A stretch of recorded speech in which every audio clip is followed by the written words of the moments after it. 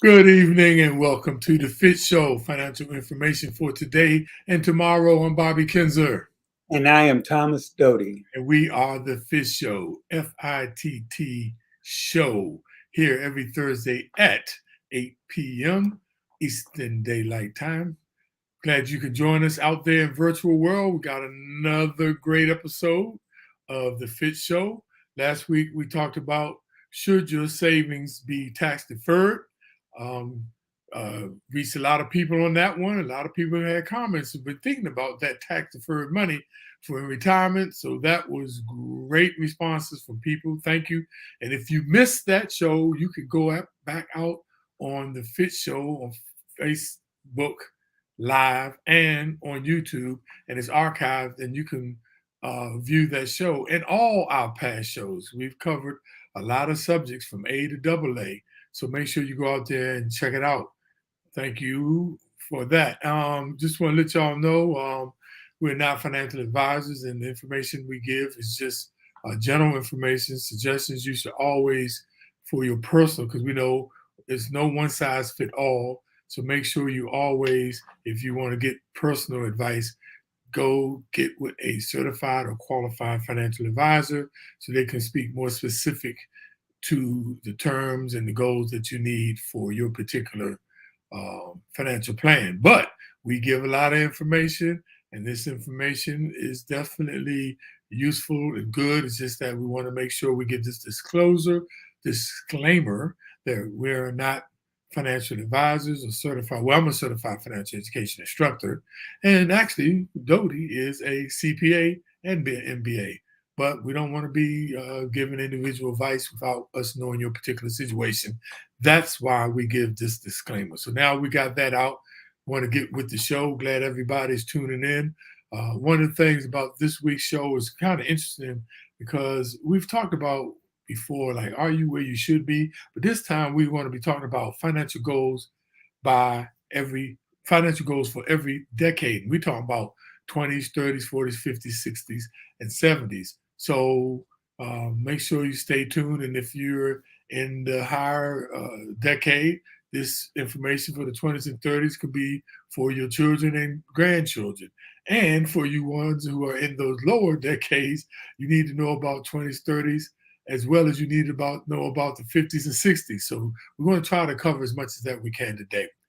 So with that, Dope, let's get at the top of the show where a lot of people say this is one of their favorites, the stock market.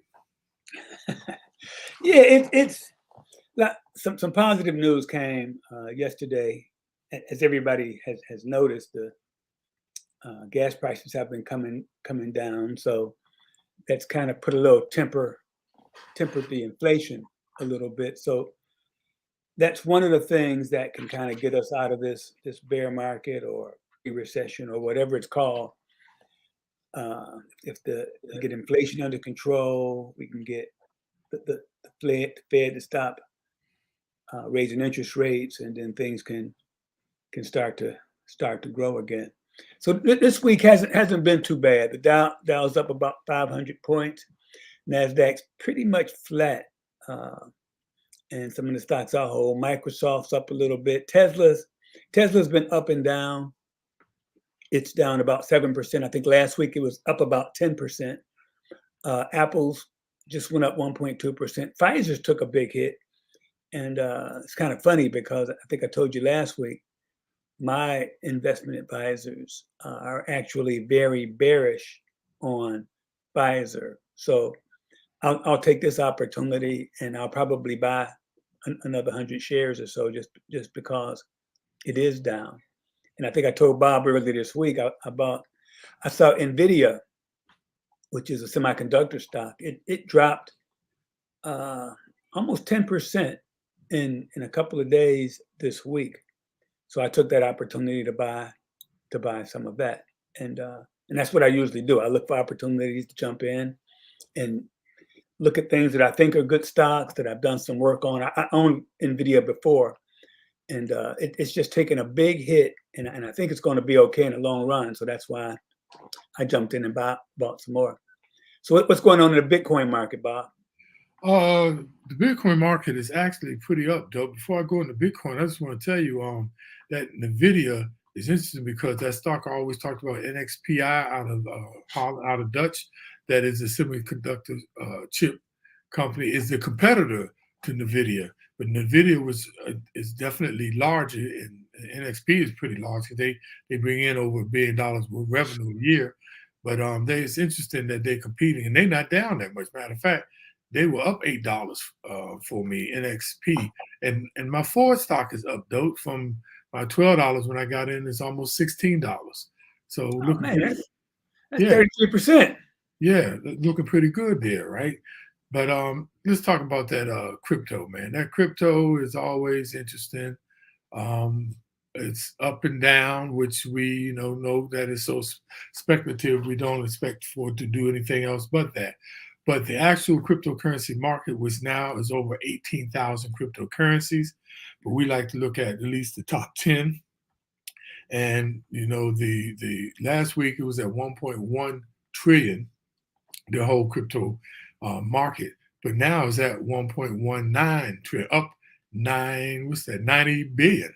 So somebody's getting in Right. somewhere around there. And Bitcoin was at $22,672 per Bitcoin. Today is up $23,952. The market cap for Bitcoin, which has been running about half of the total cryptocurrency market cap, and it's still the number one cryptocurrency. Last week it was the market cap was at 433 billion. This week it's at 458 billion. So that's about $25 billion increase. So somebody's getting back in. Right. Shiba is still Shiba is weird. Shiba is down, but it's holding around the same 0.0001. But the market cap last week was 6.9 billion. It's up to 6.2 billion. I don't know what they're doing with this Shiba Inu. It keeps going from the 13th place to the 14th, 14th to the 13th. Like last week it was 13th. This week was 14th. The week before that it was 14th, and it went up to 13th. It's weird what that particular cryptocurrency is doing. And it's like I said, now is number 14. The Dogecoin, which is backed by Elon Musk and the guy out of the Dallas Mavericks, Mark Cuban, then pushing it, is up from 0.0 to 0.07. And the market cap was just 8.9 billion last week. It's up to 9.4 billion, and it's still the number 11th ranked cryptocurrency. So cryptocurrency market it's kind of weird. It really went down, but it's starting to build back up, and I can see how people are getting back into. You can tell by the market caps how people are starting to get back into, especially the top 10. Like I said, there's over 18,000. That's the last time I checked. Like, seemed like every 6 months I checked, it increased. Because I remember when I checked, it was November of last year, 2021, and it was something like what did I have it at? It was like 6,500, somewhere around there. And that was 2021. Now it's up to 18,000 cryptocurrencies. So be careful out there, y'all, because a lot of all those other cryptocurrencies, they call it crap coins. So be careful what you're getting into. So let's talk about our subject for this week. And first of all, before I go any further, I want y'all to remember, like, click on the heart button and the like button, because that's how we get the algorithms track that they just don't. I got over 2,000 friends on my Facebook, but how Facebook work, they don't distribute to all of them. So the more you like our show, the more you have the heart button, the more you put comments in there, the more people it opens up that we reach. So I know y'all probably get tired of me repeating that every week and throughout the show, but that's important for us because we want more and more people to reach this information. So with that, though, we want to talk about financial goals by the decades. It's interesting, because when we grew up, in my 20s, that's when I was playing pro basketball. I wasn't thinking about no daggone 50 and 60, decade. What about you? No, and that's what we're trying to do. Like you mentioned at the beginning, and you're talking about the disclaimer that we're not trying to get financial advice, but what we're doing is sharing some of our experiences and some of the things that we missed on. I wish I had, listening to something like what we're trying to do now when I was getting started, because I really had no idea. I had no vision. I was not looking 40, 50, 60 years down the road as I should have. And that's what we're trying to get you to do. And just to give you an idea to start thinking about what lies ahead in the different decades and where you should be, what you should be doing, what you should be thinking about. And those are the kind of things we're trying to get across to you. I mean, what you think about in your 20s is definitely going to be different than some of your goals and thoughts in your 30s and 40s. And even from your career standpoint to what you're doing financially, where you're investing, and things of that sort. And Bob and I, we talked about some of the mistakes we made when we going through some of the things we're going to talk about. We got this from a Kiplinger article, which is discussing this, and it kind of hit home for both of us because we didn't do a lot of these things, and we still came out all right. And but had we had this, I mean, theoretically, we probably would have done even better. So that's what we're going to talk about tonight. Well, though, what I'm trying to do right now is it's kind of weird because out on Facebook Live is saying that our show has expired, and I don't know why it is making that statement, and I'm trying to find out.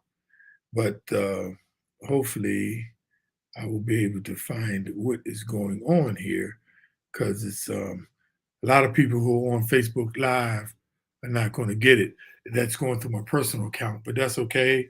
If you're if you are listening to this, most people are going to be on our FITT Facebook account and YouTube. So it's I still think out there. most people look at it through your. I know, and that's what I can't figure When you out. put a message out, why don't you send a Facebook message out on Okay. your Facebook Yeah, page and yeah. just tell people to go to the FITT Show? Yes, yes. That's a good idea. See, that's why I pay you the big bucks, and you pay me the little bucks. Nah, no, We don't make no bucks. we a team. That's true. If hold We're on, definitely a team. yeah. So yeah, but let the people know about a little bit about what we're going to be talking about. Yeah, Um, and again, I did a lot of things, and I won't say wrong. They could have been better. And if you think about it, a lot of it was based on just what I knew in my limited uh, background. I had no idea what to expect in my 30s. I was just trying to get by. The lucky thing I did, which is one of the things we'll talk about, is I did make sure I invested heavily in my company savings plan. I had a boss who set me down and told me to save the max I could save. And that was probably one of the best piece of advice I ever got, because that's the mistake a lot of people make is whatever you make, that's what you live on. But if you take that big hunk out at first and then you live on what's left, then your things will fall into place based on what you have. And as I got raises, I'd always try to put some of that away, which was again some advice I got. And so I always managed to live within my means. So I think that was the key thing there, to try to get your lifestyle fixed and live within your means, and don't just because you make more, spend more. So you ready to get started? yeah, definitely ready to get started. Though I just want to make the statement that each and every decade we are confronted with challenges, our own problems, our own risks, and it's so important to know what to expect. What decade should you really start to plan for retirement? Which decade you should focus on managing debt? Which decade you should afford to take more risk, or take little risk. All these decisions are needed to make at different times to ensure you live a financially secure life.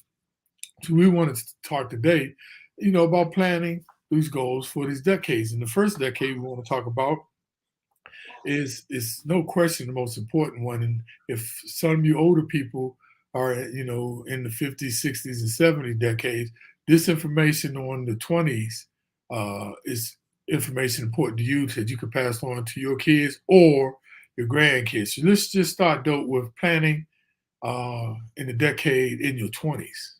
Yeah, and this is another one I did hit on. It talks about investing in yourself.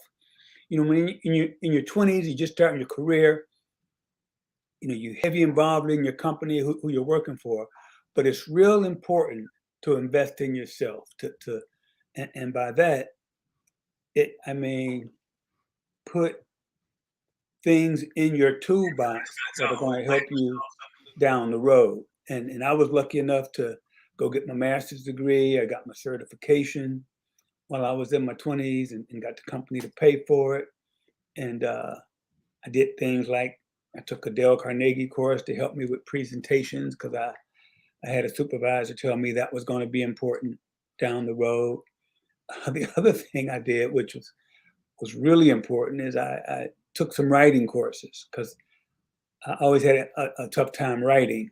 And I had a supervisor say, talk to me about how important that was. One of my early jobs was auditing paint stores, and I had to write an audit report. So writing skills became very important. So I took a couple of writing courses to improve my writing. But that's the best time to do it when you're young. If you want to go back to school, if you do it at night, some people take leave of absences from work and do it full time. I did it at night because I didn't want to give up the paycheck. But it's going to be harder to do in your 30s and 40s to go back to school at night. So the 20s is the time to do it. And that's when you can really, really make some headway in preparing yourself for the years that are coming down the road. Hey, Dope, just want to let everybody know we're back online on my personal Facebook account under Bobby Kinzer. So a lot of people were in. We just didn't know they were in. So you can stay with us on my personal Facebook account. Y'all can stay in there. I can see Nolan, Cheryl, Scott, my sister Linda, and Garnett out there. But and Cole. But want to back up because we had a question. Modestine, another one of our favorite viewers, she said, "What do you think of Tesla splitting? Did you hear anything about that, Dope?" Well, see, all of those big tech companies are splitting right now. Google's. My daughter works for Google. She told me they did split, and it was like a 10-for-1 or 20-for-1 or something like that. Amazon split. Tesla's about to split, and the thinking is, which really isn't true, but the thinking is that more people can afford it or would think about buying it at, let's say, $100 versus it being $2,000. But now with all of the stock apps, you can buy parts of stocks, percentages or fractional parts of stocks. But I think it still makes it easier mentally to say, I can buy 100 shares of Google for $1,000 or $10,000 or whatever it is, as opposed to I take $10,000 and I can buy 3 shares or 4 shares. So I think it's more of a mental set than it is, because obviously it doesn't change the dynamics of the company. If you have 1 share at 2,000 and now you have 10 shares at 200, it's still the same value. But they think it can get it into the hands of more people by having the stock price lower. And that's why companies usually do that. Right. And then you got the companies like Berkshire Hathaway who's selling $100,000 a share. They're not even caring about making it attractive. Right. But that's usually why stock splits, you all, is to make it more attractive for people to get in. Just wanted to bring that up. Don't let's keep talking. Let's go. So planning for the 20s and the decades of your 20s. Another thing you need to be interested, you need to consider is building your positive financial behaviors. Because I know at 20, you know you just probably either getting out of college or you just starting a career job, and you need to start getting into developing positive financial behaviors, because managing money, believe it or not, is really tied to your values and your behaviors. If your parents weren't good savers and didn't teach and weren't good planners, guess what? 9 times out of 10, you're going to have that same behavior. So you want to start by saving. Okay, and that's one of the first positive financial behaviors. And you do that by putting money into your employees' plans, like the 401k, or set up an IRA, especially possibly a Roth IRA. Even if you can only put a few $100s away, work on developing an automating your savings. That's so important to start developing good saving habits. Yeah, and next is take some risk. I mean, especially in your investments, you want to, and again, taking risk doesn't mean taking flyers on far out stuff, but you just want to be a little more aggressive when you're young because you have a lot more time to recover. And even in your work career, if you're going to ever take a risk and go work for a startup, now, this would be the time to do it because, again, typically you have a lot less responsibilities, a lot less to lose at that point. And so when you're young, you can take the risk. Now, bear in mind, I'm probably the most conservative person you're ever going to meet. So I say this, and whenever one of my kids will call me and telling me they're changing jobs, I get all squeamish inside because I worked for the same company for 41 years. So that's kind of hard for me to understand. But they're doing the right thing.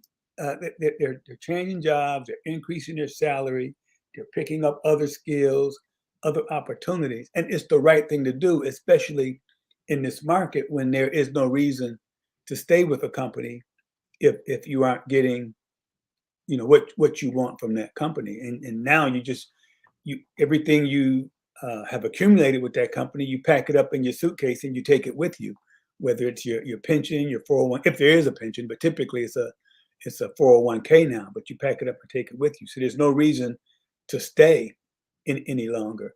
But when you're young, that's the time to take some risks, be a little more aggressive in your investing. Don't be stupid.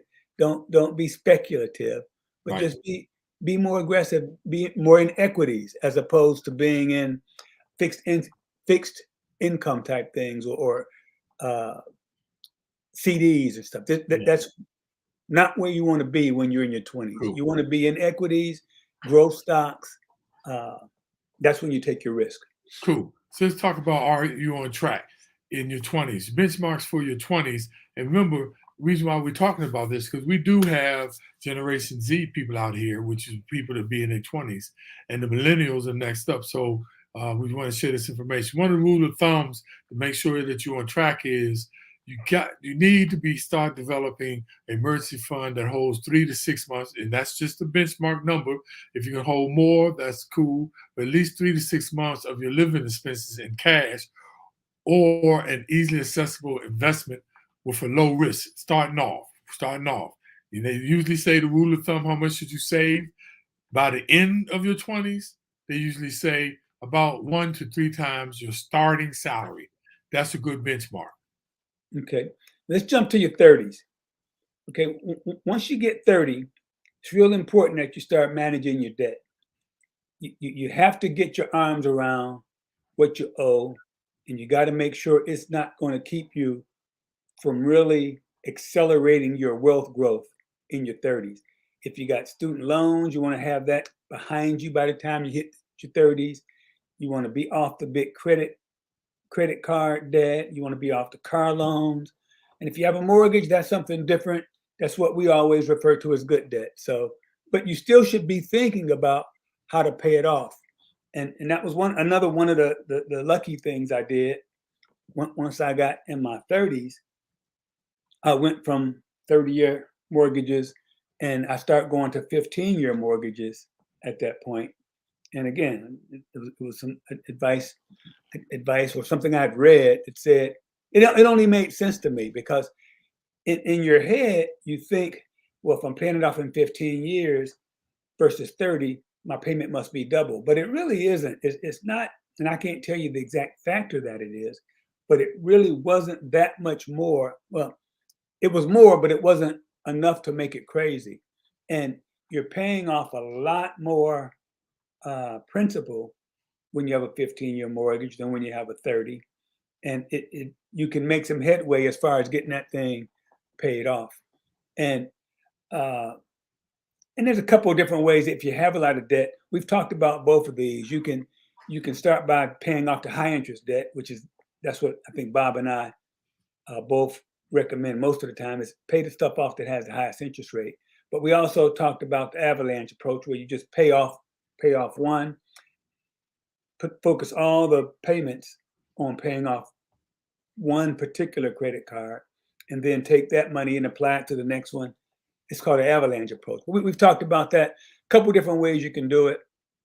But the key thing is to start getting a handle on your debt and start figuring out how you're going to get out of it, whether it's a mortgage, especially student loans, and even more especially credit card debt.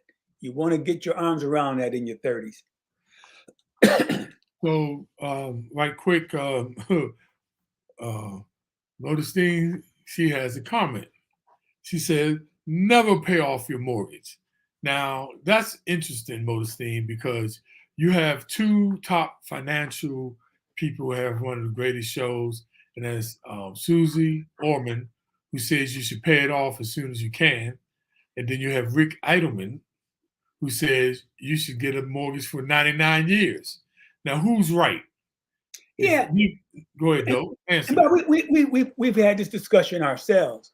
And again, I could have bought the house I bought without any mortgage, but I took a mortgage because the interest rates, I think the interest rate I'm paying now is like 2.375. And I know I can do better on the market than 2.375. I know I can make more than 2.375. So in my head, I'm up, but my mortgage is only like $130,000. So it ain't like I went out and took a $500,000 mortgage. It all depends on what you're comfortable with. I mean, from a pure economic standpoint, you're probably better off with a bigger mortgage than you got. Because if you think about it, let's say Bob has a house of $500,000. I have a house of $500,000. Bob pays $400,000. He has a $100,000 mortgage. I only pay $100,000 down. I have a $400,000 mortgage.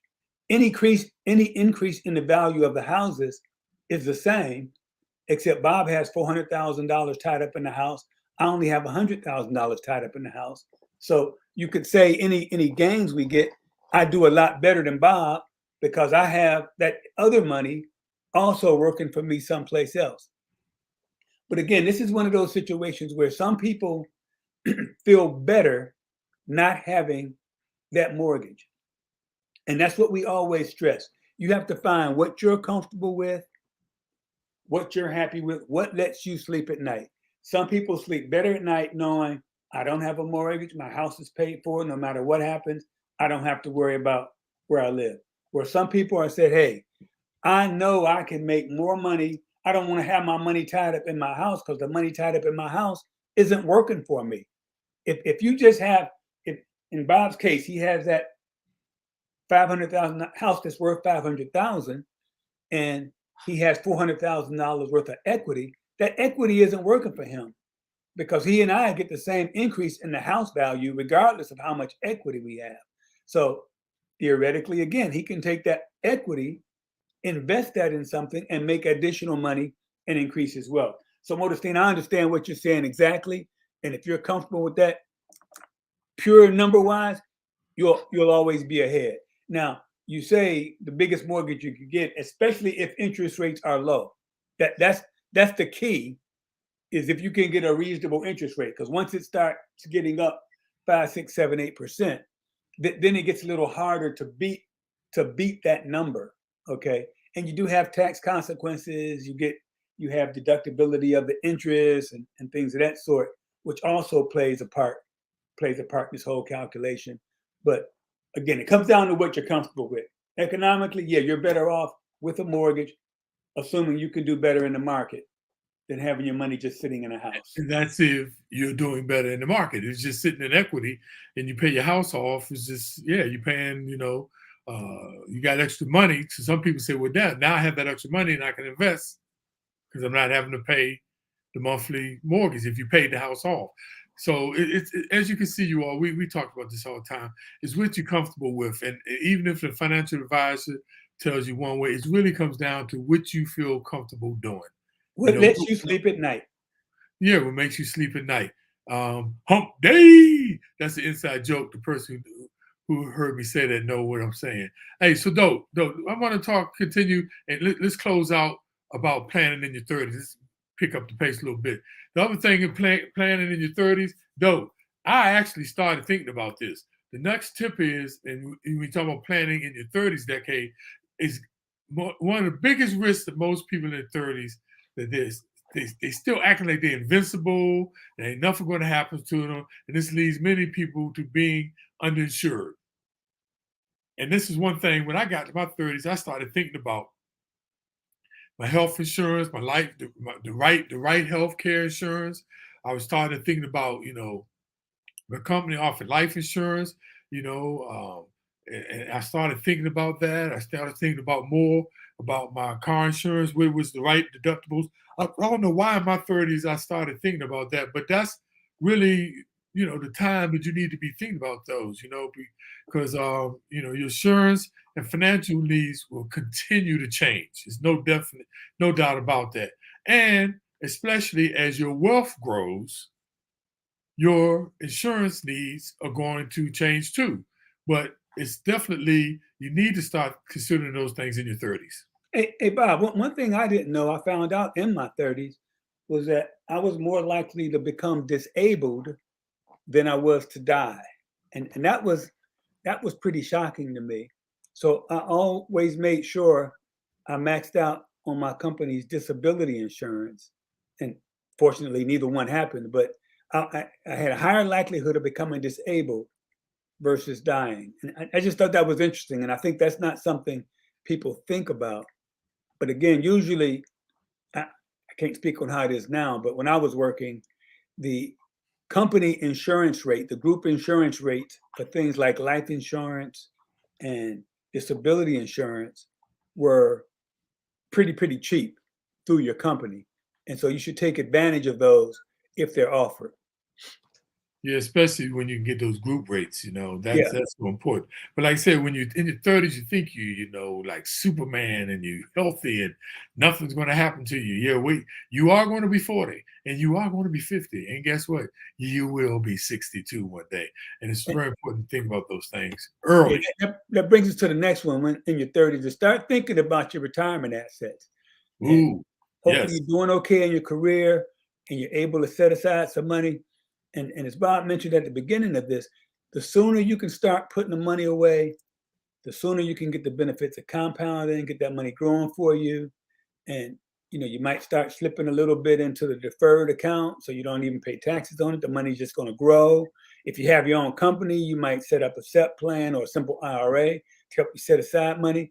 But it's really important that you start putting money away. We always talk about the value of compounding, and the sooner you can start saving, the better. And in your 30s, that's when you ought to get started and start thinking about it. So for us, a lot of people that are just joining us, today's topic is financial goals for every decade. And right now we in the 30s, and we talked about one of the things to check and see if you're on track in your 30s is the benchmark says the rule of thumb for your 30s is by your mid 30s, which is ideal to be saving anywhere between 10 and 50% of your income each year. That's just a rule of thumb. Remember, there's no exact science here, but this is what they consider about the average. At least 10 to 15% of your income each year, and obviously, the more the better. And remember that saving an additional 1% of income each year can lead to tens of thousands of more money saved for retirement. Just 1% each year added can add up to that much more. So how much should you have saved by the end of your 30s? The benchmark rule is you should have at least 3 to 6 times of your current salary at least saved by the end of your 30s. Once And again, Bob, this is just a benchmark. and Bob, we talked about this. I was so narrow-minded, but I can't remember the exact amount. I just know when I started saving, and when I first started working, in my mind, I'm thinking, man, if I ever get $100,000 saved, I made it. I'll be rich. I'll be rich. And, and you hit that number pretty quickly. And then I thought, oh, if I can get to 250, that's $250,000. I'll be rolling. But then you get there, you go, man, maybe if I can get $500,000, and you kind of go from there. But you really need to understand. It's like the movie with DMX.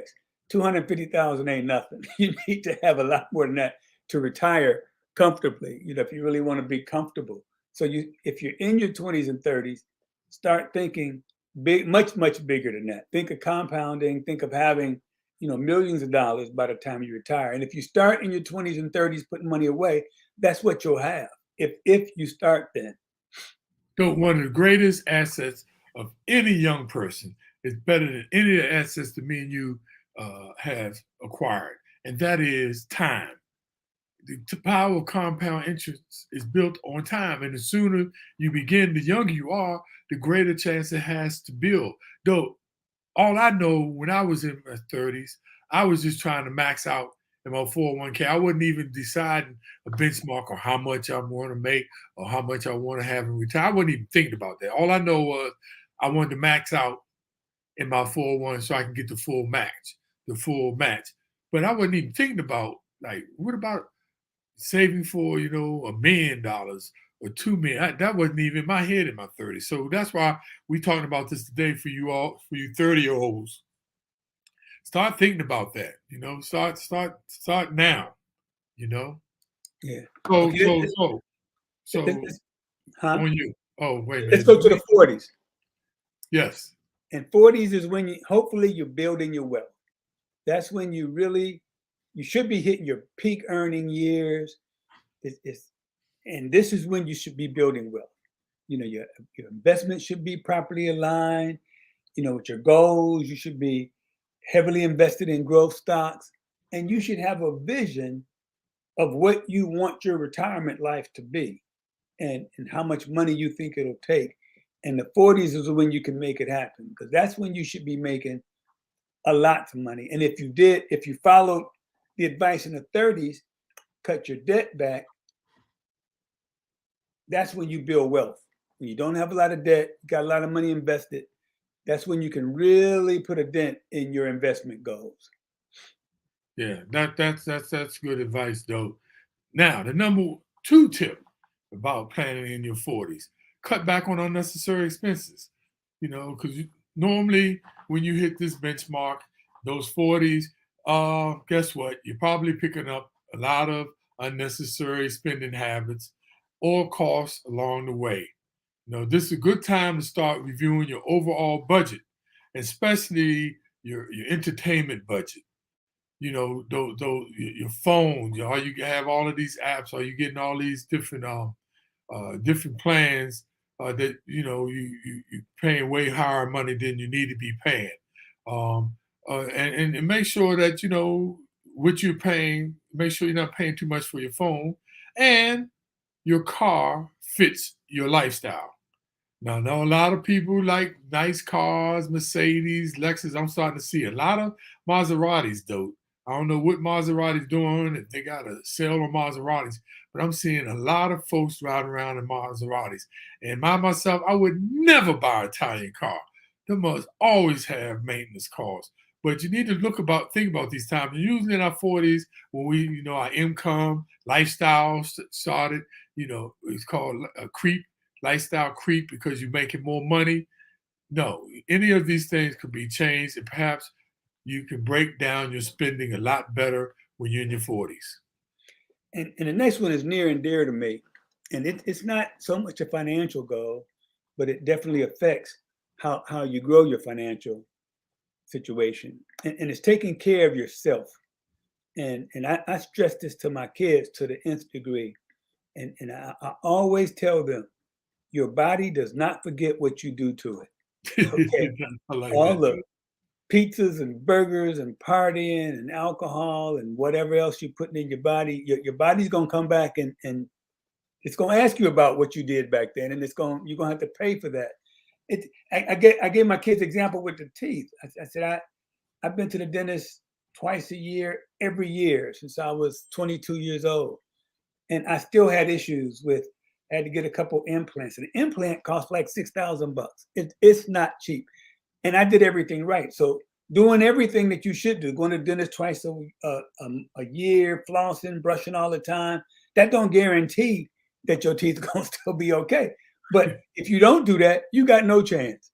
And in my 40s, as my blood pressure started to creep up, and I didn't know the things I know now about meditation, making sure I've always exercised, but eating right is the thing that did me in. And so that's what you got to start thinking about. And especially in your 40s, and if you want to live a long life. And we talked about this before, but this is when you got to start taking care of yourself and making sure you're putting good stuff in your body. Because it's like I also tell them, when you put something in your body, it's either helping you or it's hurting you, you know? And so you got to think about it. So what is that saying again, though? Your body, what is it? Your body don't. I got two sayings I always tell them. Your body doesn't forget what you do to it. And the other one is, take your food as medicine, so you don't have to take medicine as food.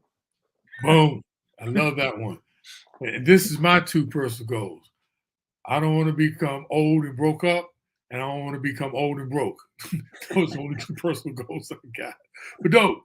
So that's about in our 40s. Now we know you're supposed to be taking care of your health in each one of these decades. But where are we saying this now, especially you people in your 40s, is because we're in our 60s, and we know you don't wait until your 60s, you don't wait until your 50s, and you start getting in shape and doing the right things. So start in your 40s. Now, are you on track in your 40s? See, these are just benchmarks for your 40s. Rule of thumb in your 40s is focus on increasing your savings and investing heavily in long-term growth assets such as equities and other investment assets. Now, how much should you have saved by the end of your 40s? The benchmark, they say you should have 6 to 10 times your current salary. So for all you people that's in your 40s or your 30s, this is one of the benchmarks that you can shoot for. This will tell you that you would accumulate quite enough money and keep you on track. What about your planning for your 50s, though? Your 50s, when you got to get your grip on your retirement. You got to look at your income planning, start thinking about how much money you're going to have, thinking about how you're going to spend, where you're going to live, if you're going to move, what kind of house you're going to live in, what kind of income you're going to generate. If there's a shortfall, you got to start putting more money away, or you got to start changing your goals and saying you can't live as good as you thought you were going to live. You might have to save more money. You might have to cut your expenses, but you start thinking about getting ready for how you want to live once you stop working and your income source is going away. And this is one of those things where it's really, really important. And I've mentioned this before. I've got a lot of financial credentials, but a lot of all the stuff you need to know can be overwhelming. And so make sure you're on top of things like thinking about when you're going to take Social Security, thinking about when you're going to retire, and just all those kind of things. You got to be on top of it, because a little mistake can cost you dearly if you do something that isn't right for you. Hey, dope. Kitty put in the comments. She said 6,000 for dental implant. She said that's too much. Well, I say 6,000 for a dental implant. It was 2,000 to get the tooth taken out, 2,000 to get the implant base put in and working through the periodontist, and then a couple more thousand for the final crown. So it's a year process, and it ended up costing me $6,000. Now I have a friend that goes to Mexico, dope. intentionally goes to Mexico to get his teeth done. Well, And they're he better gets than it me. done. Yeah, okay. No, seriously, he does. I'm not going to say who it is because a lot Hey, of people, whatever works for you, you know? but I don't know if I'm going to Mexico. And he said it's really cheap. And like, I saw that mug biting the apple the other day. I was just watching, but he says it works. Okay, dope. Another thing you need to consider, and this is a big one though, because this is tricky. Another tip in your 50s that you need to be thinking about planning, and that's long-term care planning. Now, this one, is really, really, really, because once you get in your 60s, it can be harder to qualify for long-term care coverage, believe it or not. So take a look in your 50s, decide if it makes sense for you.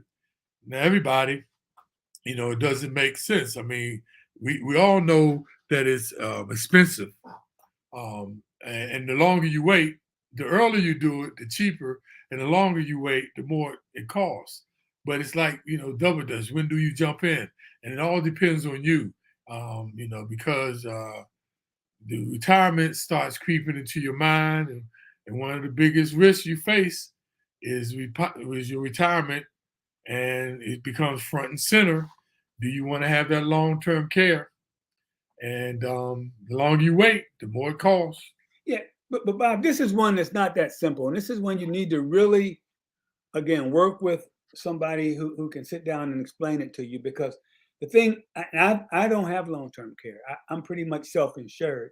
And the reason I never looked into it, or I never invested into it, because they can change the rates whenever they want. And that's, I know a couple of people who have it, and they've had some pretty healthy increases. And you get to the point where they have these healthy increases, and they don't even cover the whole cost. It's like kind of like you have a deductible, like they'll pay 75% or 50%, and the cost has gone up astronomically. So I've never invested in it. But there's so many things you need to understand. Like if you get old and you got some money and you have to go into long-term care, they're gonna take your money first before the government pays. So that's when, again, if necessary, you should have a trust. That's when you need to talk to a financial consultant if you have enough money where you're worried about these types of things, because it can be extremely tricky with long-term care contracts. You really need to know what you're doing. Hey, Okay, dude. the next So tip is right quick, in the comment box, Tracy Roy asked me, "Hey Bob, what happened to the apple that the guy who had the Mexican teeth?" To tell the truth, I don't even know. I couldn't watch. But Motor C said, unfortunately, everyone doesn't qualify for long-term care. My husband's long-term rates, she said her husband's rates never increase. And that's what we say, everybody's different. But this is the thing with me, though. I didn't either. I'm saving my money. My hopes is, that'll be enough, because they shouldn't call it long-term care, because the ones that I've seen, a lot of them, they just cover you for 5 years. Yeah, because Medicare only covers, I think, 30 days. So Right. But after long-term 30 care, days, yeah, long-term care only covers some long-term care plans only go out 5, 6 years after when you begin to use it. It's not like that's depends on not the plan. You really got to understand what you're getting. You really right. do. Right. Yeah. Okay. The next one is start thinking about your family and generation planning and what's going to happen if you got elderly parents, and also you have kids who may not be doing well. You may have to be helping on both ends. So make sure you get your kids started and saving for college early, and get them to understand how important it is to be financially responsible, so you don't have to pay for them, and you just got to hope your parents can do okay. But that's the point where you might be looking up to help your parents and down to help your kids. So just be aware of that. So the question then becomes, in your 50s, are you on track? And the benchmarks for your 50s, the rule of thumb for your 50s is, as you start to think about retiring, wonder if you have enough saved. The rule of the thumb is, and this may scare people, have 25 times what you plan to spend each year in retirement. So if you want to spend $100,000 a year from your retirement savings and retirement, you should retire with $2.5 million. Now, this figure doesn't take into account like Social Securities and other pensions, and it could be definitely significantly lower. We're saying it's just a benchmark, of the amount that you need to save. But let's say that your Social Security was 40,000 a year, then you would only need 60,000 from your investments. So you would only need 1.5 million. So it all depends on what you plan to retire with, but you need to start looking at it now to consider how much that you really need to save and for your retirement. And you really, really need to look at it hard in your 50s, because you might need to be a little bit more aggressive and take a little bit more risk than you usually did over the years of being really conservative. Okay, let's go to the 60s. You spent your whole life working like a dog, paying off bills, taking care of kids, paying for college. And now you have to turn your savings into retirement income. And so this decision requires a lot of planning. Again, it takes a lot to sit down and figure out how much you're going to need for the rest of your life. Nobody knows for sure, because nobody knows how long they're going to live. And it's funny because it's that thin line. You don't want to be hoarding money and have a whole have a whole lot there. What's that saying? You never seen a Brinks truck behind a hearse. But you just got to be smart and spend reasonably. Make sure you enjoy yourself. You've worked all that time, and people always talk about deferring Social Security. We've talked about that. That helps if you can get by and put it off as long as you can, because every year you hold off, that's 8% you save. And so you never know how long you're gonna live. So it's good to have as much money saved as you can. Yeah, I mean that's a very good point, though. The next thing you need to consider when you're planning in your 60s decade, you need to reevaluate work and meaning. What does that mean? Retirement is just not, it's not just a financial planning topic. It's a long and real part of your life. Your finances are just a means to an end. The end of your goals and what you want to accomplish in retirement is important.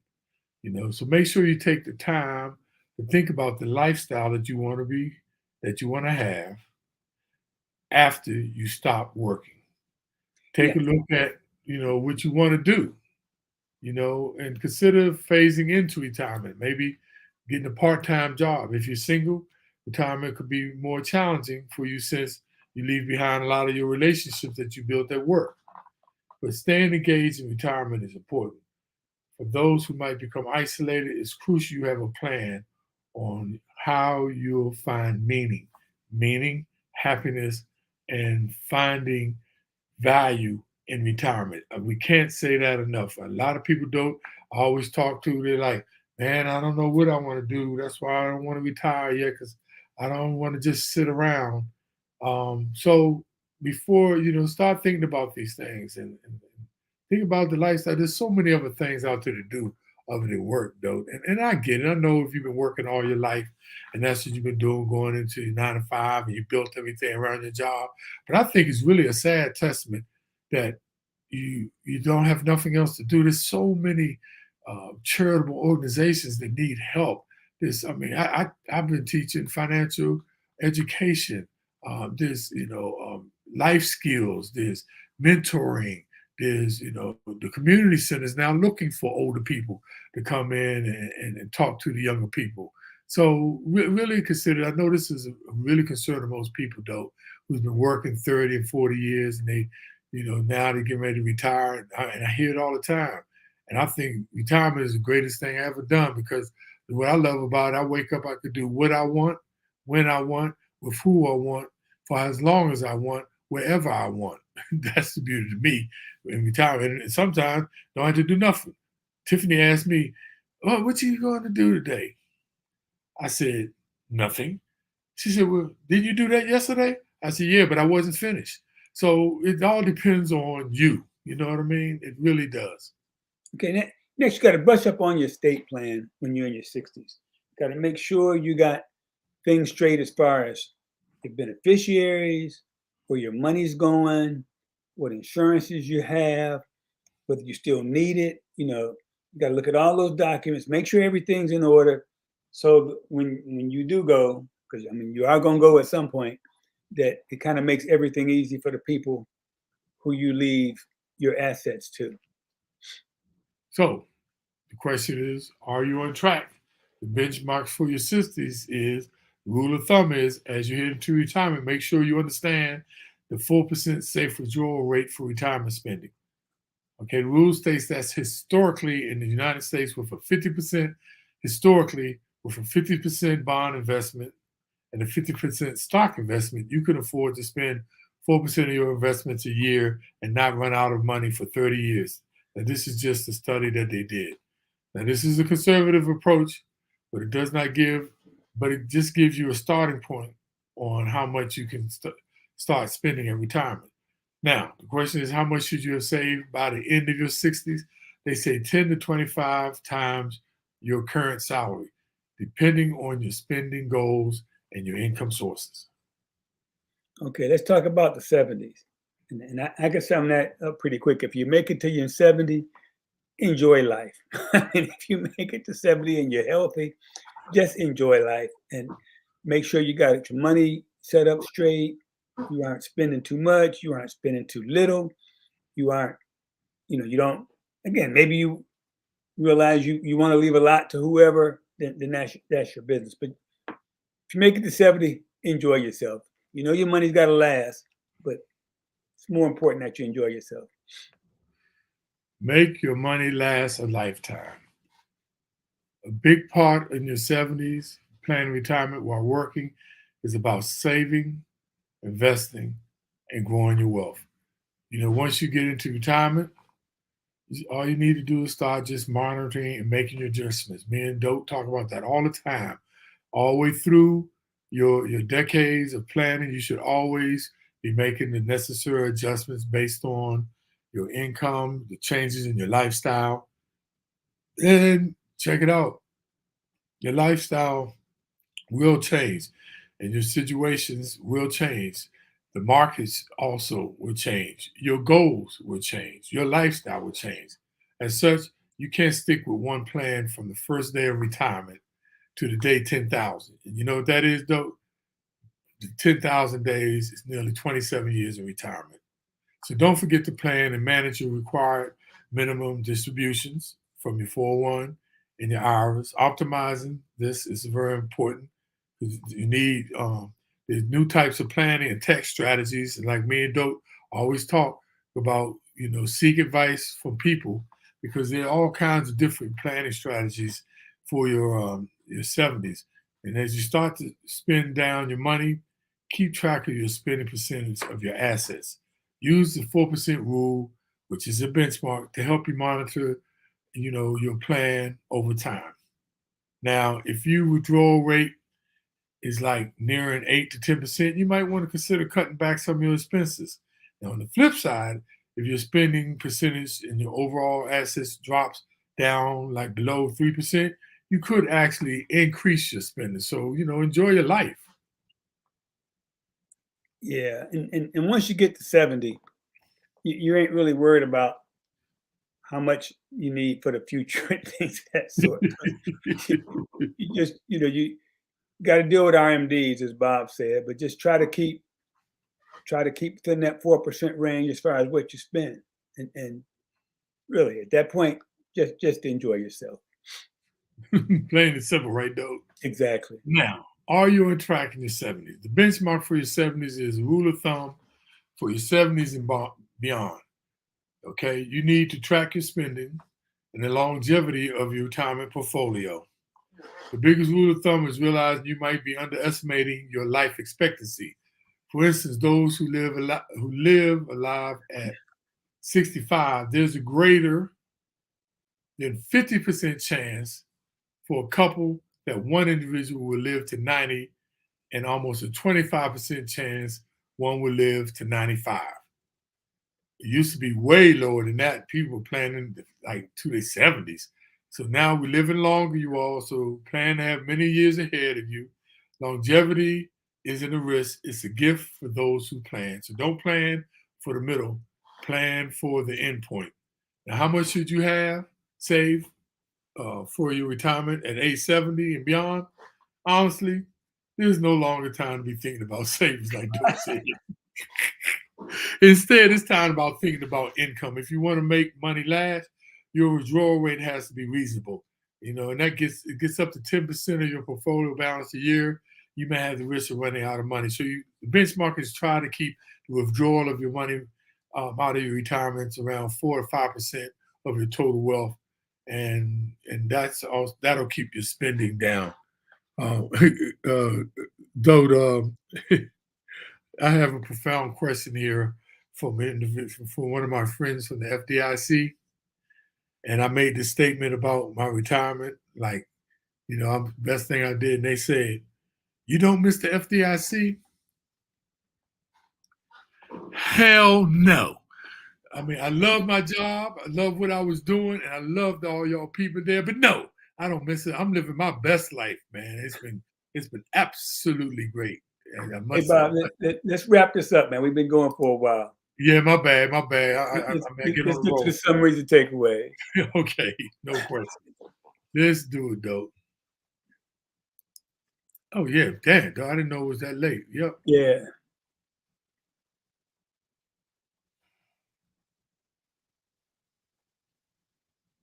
Here we go. First one. Get started as soon as you can. And that's if you're in your 20s, 30s, 40s, 50s, or 60s. The sooner you start saving, the better. Bob mentioned time is the biggest asset you have. And even if you're in your 40s, 50s, or 60s, and if you're going to live to 90, you still have time to take advantage of compounding and growth. The key is to get started. That's what you got to do. The sooner the better. I don't care what age you are, but the earlier the better. Build your foundation for investing. That's so important in your early decades of working, all those 20s and 30s. You really need to start building your finances for investing, that way by saving and putting away money for emergency fund, getting invested in your employees' plans. That's so important. And start planning for the life you want in retirement. If you want to live on the beach and eat out 4 or 5 times a week, then you got to plan for that. You got to have money to do that, and start thinking about that and visualizing it, and then develop a plan to help you get there. But you got to start thinking about it young, and you got to make sure you got the income to meet what you want to do. Revise and adjust when necessary. We talk about this all the time. No matter what decade you're in, you need to always review your financial plan and your goals, because your lifestyle change, the markets change, all those kind of things affect your goal and what you're planning for, no matter which decade you are in. So always revise and adjust accordingly and when necessary. So with that, thank you everybody for being out there. I want to say hello to my sister Gloria, Nolia, and Linda. My sisters are always there for me, support me. And though we got a bunch of people on today, and we're so glad that y'all out there, Modestine, Garnett, Call, and my man Rodney Madison, the noteexperience.com. Check them out. Cheryl Scott, way to join us, Cheryl. And we have Dope, just want to give out some new people checking us out. Got my man and Sherry Jones. What's happening, Sherry? And Fred Selby. Dope. Fred Selby was the director of the Division of Finance at FDIC and the first TARP plan. I forgot what TARP stands for now. Hope he could tell me if he's still on. But Fred Selby was the one that handled the first TARP plan that under Bush, where they actually played and saved our daggone economy. Fred is on. Thank you, Fred, for joining us. Johnny Mack. What's up, Johnny Mack? Melvin Little. Yvette D. Downs, the director out there. Thank you for joining in. Tracy Royal, Kitty Cheney, and Bo Sampson. Good gracious, dude, we got a bunch of people. Latanya, thank you for tuning in. Tune in next week. We're here every week, you all, 8 p.m., the FITT Show. Don't you have any closing remarks? Nope, we kept you for a little bit longer today, so yeah, but enjoy the rest of your evening. We went through several decades from the 20s to the 70s. And remember, go out there. If you missed any of this, you can go back and replay it in our archives on Facebook Live and out there on YouTube. The FITT Show, financial information for today and tomorrow. I'm Bobby Kinzer. I'm Thomas Doty. We see you next week.